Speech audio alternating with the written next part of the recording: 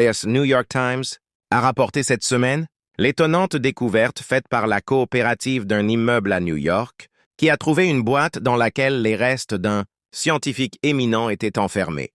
En nettoyant le sous-sol du 2 West 67 Th Street à New York, le directeur de la coopérative de l'immeuble ne s'attendait pas à faire une telle découverte. Michael Herdlovich est en effet tombé sur une boîte de conserve qui portait une simple inscription. Willie Ley, incinéré le 26 juin 1969. Je l'ai examiné attentivement.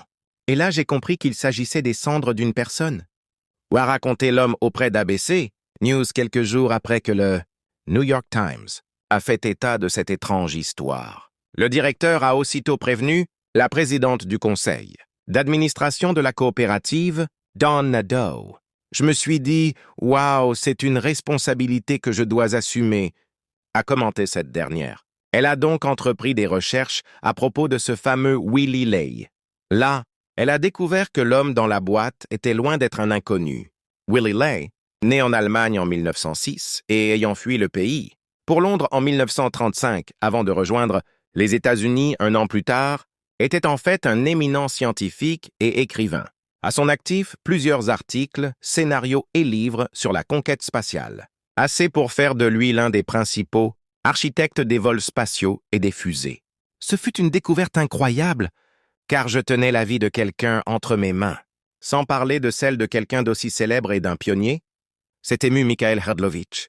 Son savoir scientifique était tel qu'en 1954, Walt Disney l'avait embauché comme consultant en raison de son imagination et de sa créativité sur les fusées et l'espace. ABC News rapporte qu'il l'a aidé à concevoir des attractions sur le thème de l'espace à Disneyland. En 1955, Willie Ley est même apparu dans la série télévisée Disneyland, avec un épisode intitulé Man in Space, et examinant l'histoire de la fusée et les nombreux défis de l'exploration spatiale et des voyages. Un cratère sur la Lune est par ailleurs nommé d'après lui.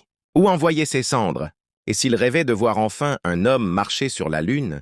Après avoir prédit cet exploit dans ses écrits, Willie Ley n'a pas eu le temps d'en être témoin.